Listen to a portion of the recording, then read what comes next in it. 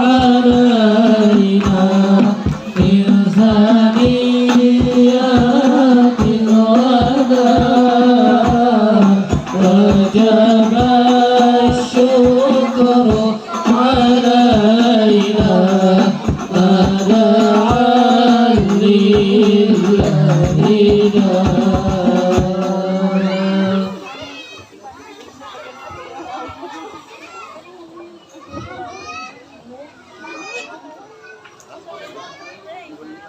Assalamualaikum warahmatullahi wabarakatuh. Waalaikumsalam warahmatullahi wabarakatuh.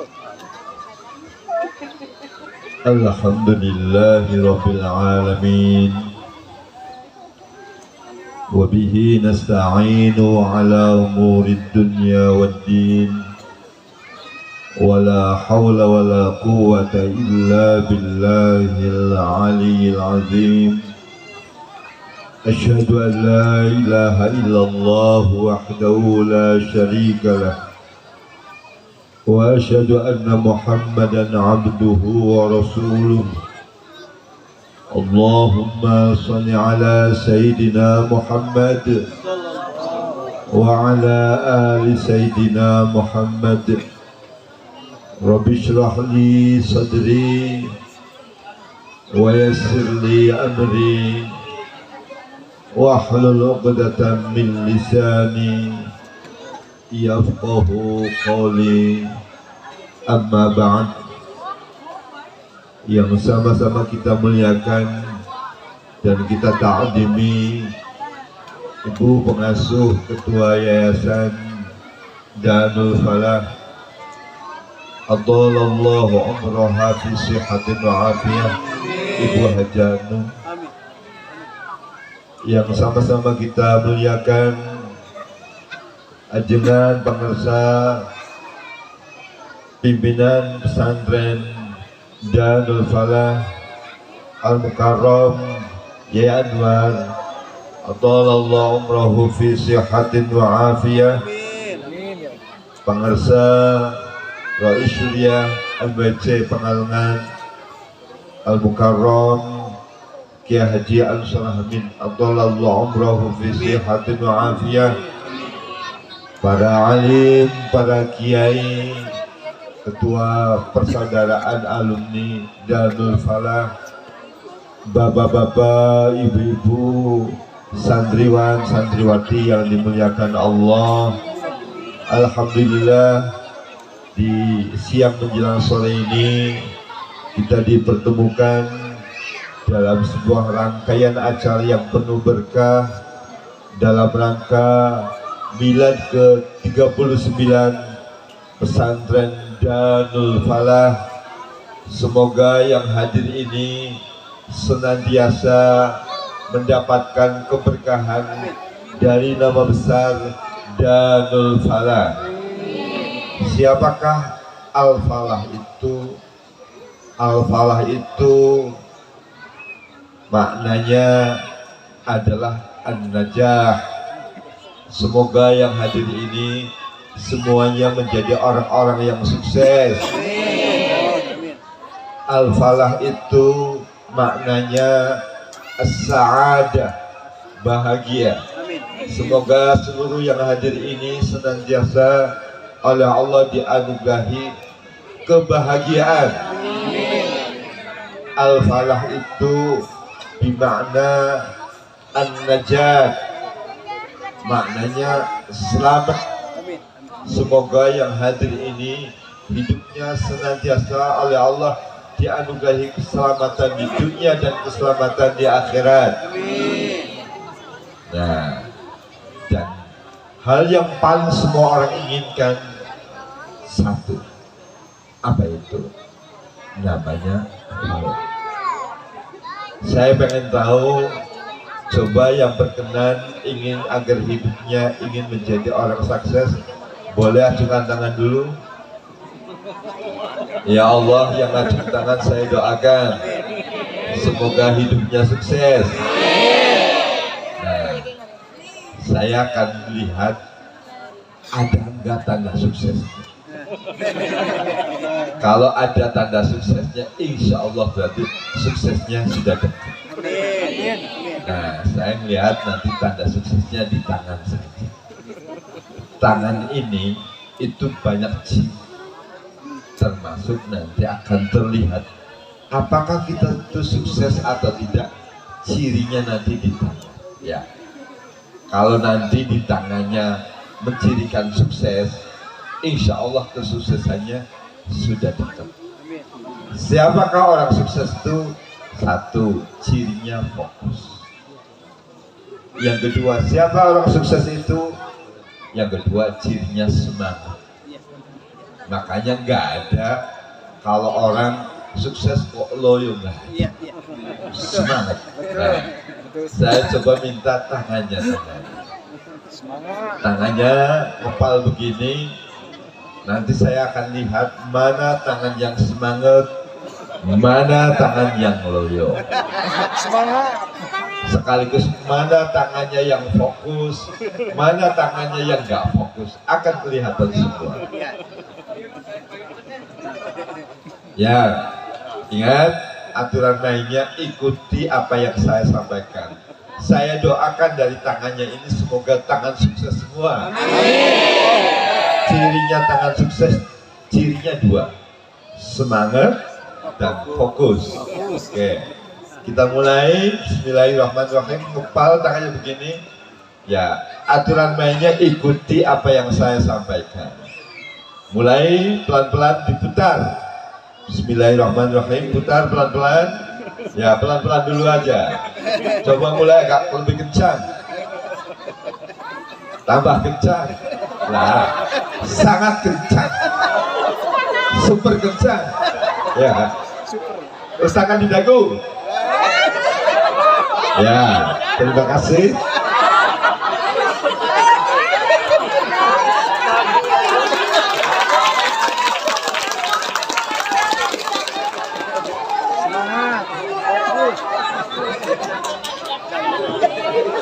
Saya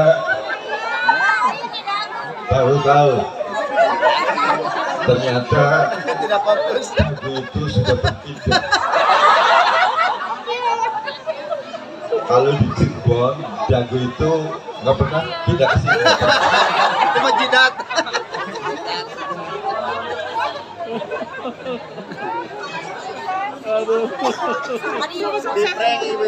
Jadi di Pengalengan itu sekarang dagunya, karena kan gini, Pengalengan kan datarannya tinggi, makanya dagunya pindah ke atas.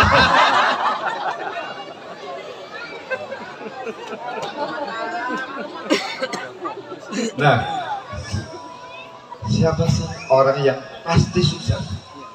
Pasti. Ternyata kata falah ini itu diapresiasi di Al-Quran banyak sekali. Kadang disebutnya dalam bentuk kata kerja, kadang disebutnya dalam bentuk sabya. Pertanyaannya, siapakah orang yang dalam Al-Quran disebut pasti sukses? Oke, sekarang yuk mulai diraba. Ada enggak tanda ciri kalau kita akan menjadi sukses? Yang pertama, siapa yang pasti sukses? Cirinya dia memiliki yang namanya belief, percaya.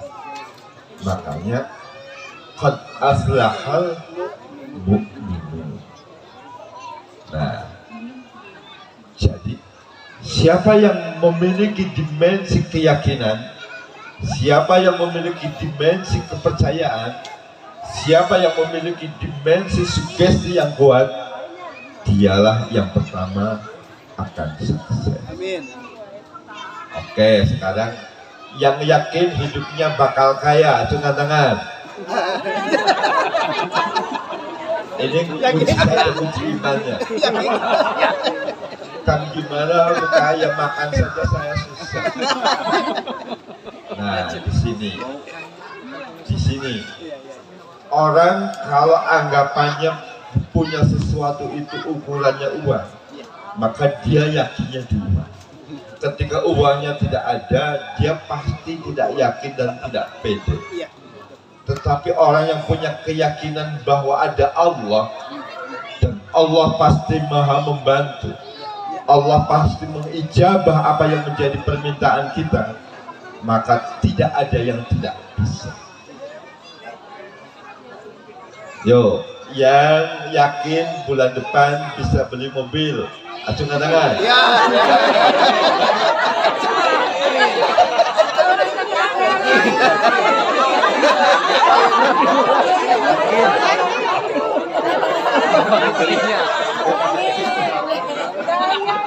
Yai, saya di tahun 2017 ini cerita.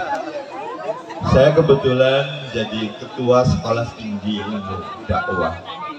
Saya undang seluruh dosen-dosen. Terus saya bilang gini ke dosen. Nanti di tahun 2017 akhir, punten kata saya, punten, mohon maaf. Dosen-dosen yang nanti datang ke kampus pakainya sepeda motor, kata saya nanti parkirnya di luar gerbang saja. Jangan parkir di dalam. Parkir yang di dalam gerbang itu nanti yang dosen-dosen pakai mobil saja. Kata dosen-dosen gini, kan saya gajinya berapa? Gimana saya pengen bisa beli mobil? Nah, saya kasih resep. Ada yang pengen beli mobil ada? Ada. Nah, resepnya itu saya. Ini kata saya, Anda punya mobil pusing kan? Iya pusing. Anda tidak punya mobil pusing kan? Pertanyaannya pilih pusing yang mana? Yang punya mobil atau yang tidak punya mobil? Nah, kata saya, nih bangunan ini banyak ini itu asalnya dulu diletakkan hanya satu, namanya satu batu. Mau nggak satunya itu dimulai? Mau nggak langkah kecilnya itu dimulai? Berani nggak melangkah kecilnya itu, ayo dimulai. Gimana caranya kan? Sok tentukan mobilnya apa? Macam-macam. Ada yang milih Avanza, ada yang milih Terios, ada yang memilih Datsun, macam-macam. Coba saya tes. Yang pengen punya mobil Alfa, angkat tangan.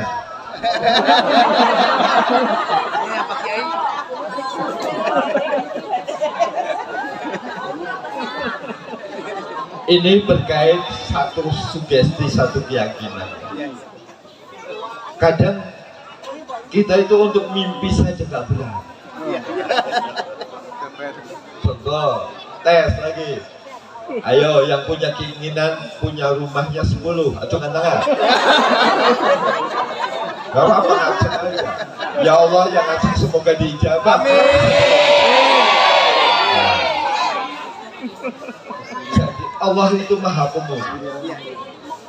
Allah itu maha cinta. Dan Allah itu suka kalau hambanya mimpi. Nih, saya akan contohkan bahwa satu keinginan itu betul-betul akan wujud. Nih, saya tadi barusan ngomong, almarhum muassis pesantren ini bagi saya luar biasa. Beliau sejak dulu sudah merencanakan di pesantren ini harus diambil simpul-simpul tokoh-tokoh luar biasa yang ada di bangsa ini. Satunya dipesantrenkan di Situbondo, ingin mengambil sosok dari sosok besar namanya Kiai Haji As'ad Syamsul Arifin. Beliau adalah ulama yang sangat karismatik dan kemampuan lobbyingnya, kemampuan connectingnya sangat luar biasa. Putranya berikutnya dipesantrenkan di Gontor. Ada sosok pesantren yang di Indonesia luar biasa, yang sering disebut dengan pesantren modern. Satunya lagi dipesantrenkan di Tubir, ada sosok Hadratus Syekh Hasyim Asy'ari. Pertanyaannya, mungkinkah tiga-tiganya ini akan hebat? Nah, saya akan cerita sedikit. Dulu ada anak kecil namanya Muhammad Al-Fatih. Muhammad Al-Fatih itu diajak ngobrol, diceritain oleh gurunya namanya Syekh Ismail Al-Qurani. Kata gurunya bilangnya gini, nah, ada satu riwayat hadis Rasulullah. Di hadis itu dijelaskan nanti akan ada sebaik-baiknya pemimpin yang cirinya nanti pemimpin itu mampu menaklukkan kota Konstantinopel. Apa yang dilakukan oleh Muhammad Al-Fatih itu? Muhammad Al-Fatih bilang bahwa yang diriwayatkan atau yang diramalkan dalam hadis itu adalah saya. Makanya di usia 25 tahun Muhammad Al-Fatih atau yang terkenal dengan Sultan Mehmed II, dia betul-betul oleh Allah dianugerahi menjadi sosok pemimpin yang mampu menaklukkan kota Konstantinopel di usianya yang masih sangat muda. Di usia berapa? 25 tahun. Jadi gimana cara agar orang itu sukses? Nah, resepnya Bu, Pak, coba pernah nggak kita menceritakan kepada anak kita? Pernah nggak kita menceritakan terhadap cucu kita? Pernah nggak kita menceritakan terhadap santri kita? Pernah nggak kita menceritakan terhadap anak didik kita? Pernah nggak kita menceritakan terhadap adik kita tentang sosok kiblat yang hebat? Ternyata orang kalau mau hebat itu harus ditanam dulu file hebat. Orang kalau mau sukses itu harus disematkan dulu file sukses. Orang kalau mau kaya maka disematkan dulu file kaya. Saya pengen tahu, Bu, ini yang banyak ibu-ibu. Coba saya pengen tahu siapa orang terkaya saat ini di Indonesia yang bisa saya kasih hadiah. Ayo. Ayo ibu-ibu. Oke. Siapakah orang terkaya di dunia saat ini? Tahu. Siapakah nabi terkaya? Sulaiman. Nabi? Sulaiman. Oke. Berapa kekayaannya Nabi Sulaiman? Setengah dunia. Kekayaannya Nabi Sulaiman itu kalau dikonversi dengan dolar sekarang, kekayaannya berapa? 2000 miliar US dollar. Masya Allah. Berapa tuh kan 2000 miliar US dollar? Orang terkaya hari ini namanya Elon Musk. Dia yang punya perusahaan mobil listrik namanya Tesla. Ya. Kekayaannya berapa? Hanya 2.913 miliar, 2.913 triliun. Sementara Nabi Sulaiman kekayaannya 2.000 miliar US dollar. Jadi kalau Elon Musk kekayaannya dikonversi di miliar itu baru sekitar 213 miliar US dollar. Sementara Nabiullah Sulaiman 2000 miliar US dollar. 10 kali lipatnya kekayaannya Elon Musk itu sama dengan kekayaannya Nabiullah Sulaiman. Siapakah sahabat-sahabat yang oleh baginda Rasulullah diberikan informasi pasti masuk surga? Yang tujuannya melarat atau yang tujuannya kaya? Yang 7-nya dari 10 sahabat itu ternyata pengusaha. Oke, saya pengen tahu Yang cita-citanya pengen jadi pengusaha, acungkan tangan. Ada ini luar biasa. Ibu-ibu yang anaknya pengen jadi pengusaha, acungkan tangan. Yang anaknya pengen hafal Quran, acungkan tangan.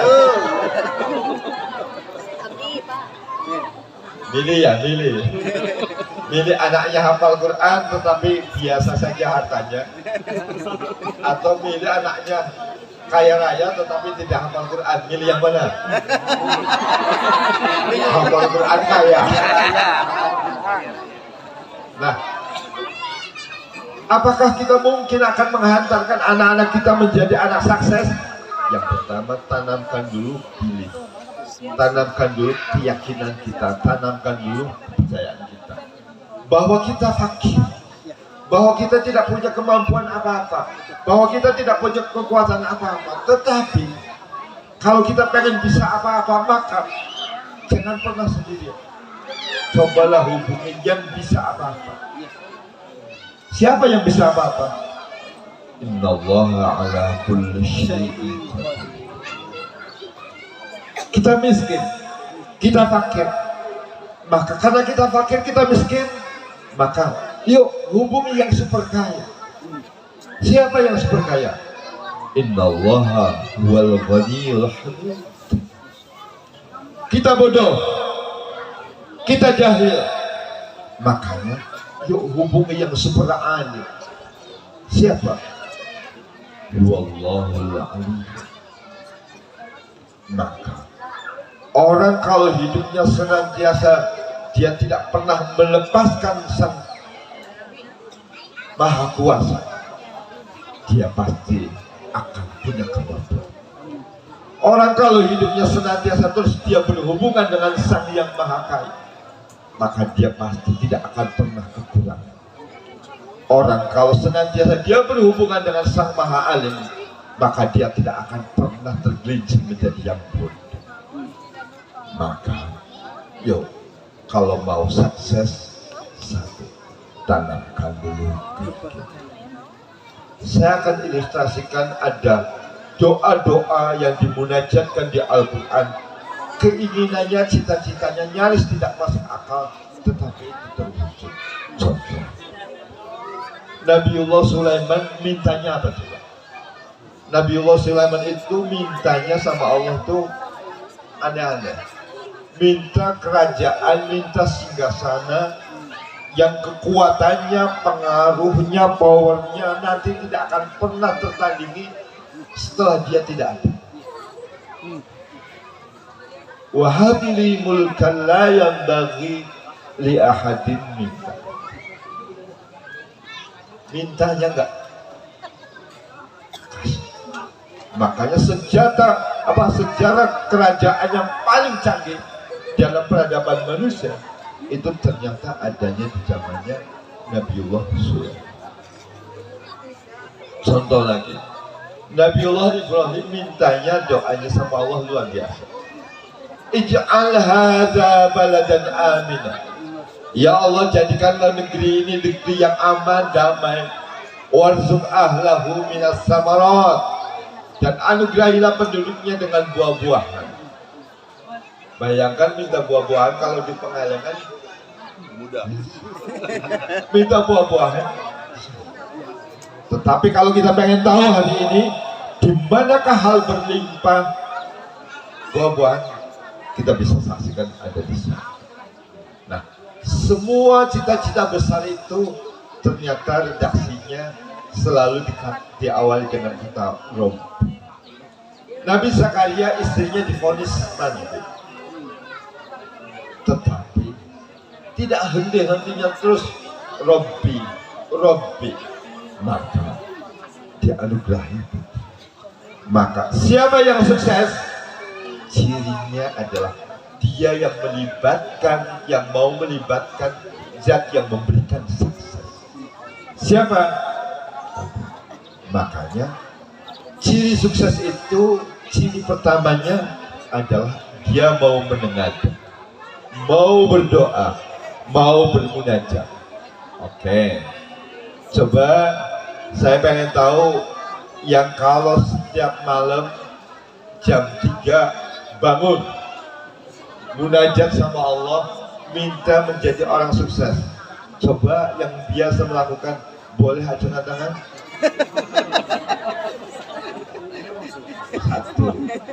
Karena saya tahu tantangan bangun jam 3 malam di Pengalengan jauh lebih berat. Nih cirinya. Kalau mau sukses, cirinya ini trik aja ya. Orang kalau antrinya duluan, kira-kira dikasihnya duluan atau dikasihnya belakangan? Duluan. Kalau orang mulainya duluan, kira-kira sampainya duluan atau sampainya belakangan? Duluan. Nih, orang kalau mulainya duluan, kira-kira dia tuntasnya duluan atau tuntasnya belakangan? Duluan. Orang kalau larinya duluan, dia sampainya duluan atau sampainya belakangan? Duluan. Jadi siapa yang suksesnya duluan? Yang dia mau melakukan duluan. Apa tuh Kang Mas? Di saat yang lain masih tidur, yuk. Di saat yang lain masih terlelap, yuk. Maka ciri orang bakal sukses, cirinya, dia mau bangun di mana yang lain masih tidur. Makanya coba aja lihat, kalau ada orang sukses, biasanya dia bangunnya lebih dulu dibanding. Ini juga risetnya akuntan internasional, namanya Tom Gurley. Ciri orang bakal sukses, dia bangunnya lebih dulu dibanding yang lain. Coba yang mulai malam ini jam 3 malam siap bangun. Saya doakan agar senantiasa menjadi orang sukses. Amin. Yang siap boleh acungan tangan? Oh insya Allah. Insya Allah. Suksesnya siap, bangunnya Siap. Nah, saya cerita bagaimana cara baginda Rasulullah dibimbing melalui rangkaian turunnya surat Al-Quran. Surat yang pertama diturunkan itu suratnya Al-Alaq. Surat Al-Alaq itu membawa pesan pentingnya membaca. Maka siapa saja kalau mau sukses, satu, harus mau membaca. Contoh, kalau orang jualan, itu jualannya di pasar atau jualannya di kuburan? Pasar. Kenapa jualannya di pasar? Karena setelah dibaca justru calon pembelinya bukan adanya di kuburan, tetapi calon pembelinya ada di Pasar. pasar. Maka orang kalau mau sukses, dia mutlak harus mau membaca. Surat yang kedua, yaitu suratnya Al-Qalam. Orang kalau mau sukses, ini perhatikan surat yang kedua, yaitu membawa pesan tentang pentingnya literasi. Apa tukang literasi? Tulis-menulis. Makanya di tempat ini saya terus terang sangat luar biasa. Ibu pengasuh ini mencontohkan hal luar biasa. Maka wajar kalau ibu pengasuh jauh lebih sukses dibanding yang lain. Kenapa? Tandanya ada. Apa tukang? Mau tulis-menulis. Nih saya contohkan. Hari ini pendapatan iklan terbesar di dunia, termasuk pendapatan iklan terbesar di Indonesia, itu bukan perusahaan yang punya papan reklame, bukan. Tetapi perusahaan yang memiliki data tulisan saja. Apa perusahaan itu? Dia bernama Google dan Facebook. Coba cari papan reklamenya Facebook, ada nggak? Tidak ada. Cari papan reklamenya Google, ada nggak? Tetapi kemana hari ini orang beriklan? Ternyata orang hari ini beriklannya ke yang memiliki data. Apa itu? Ke Facebook dan ke Google. Nih saya contohkan. Mungkin pernah dengar kalau ada beberapa giant gulung tikar. Dengar? Ibu-ibu yang sering belanja, dengar giantnya gulung tikar? Ada Ramayananya yang juga tutup. Tahu? Tahu nggak? Kenapa Ramayana bisa tutup? Kenapa Giant bisa tutup? Kalahnya itu bukan karena ada muncul supermarket yang baru, bukan. Tetapi kalahnya justru oleh toko yang tidak punya toko. Namanya toko bil ghaib. Apa tuh? Tokopedia, Lazada, Shopee, gitu. Ayo cari di Pangalengan, mana toko Blibli? Nah, mana toko Bukalapak? Tetapi hari ini semua yang mendapatkan keuntungan terbesar itu mereka yang memiliki data. Maka perusahaan terbesar di dunia hari ini itu ternyata perusahaan yang bisa mendokumentasi data-data pengusaha di dunia dan perusahaan di dunia. Namanya Amazon. Jadi siapa yang maju? Ciri yang kedua, cirinya yaitu yang mau tulis.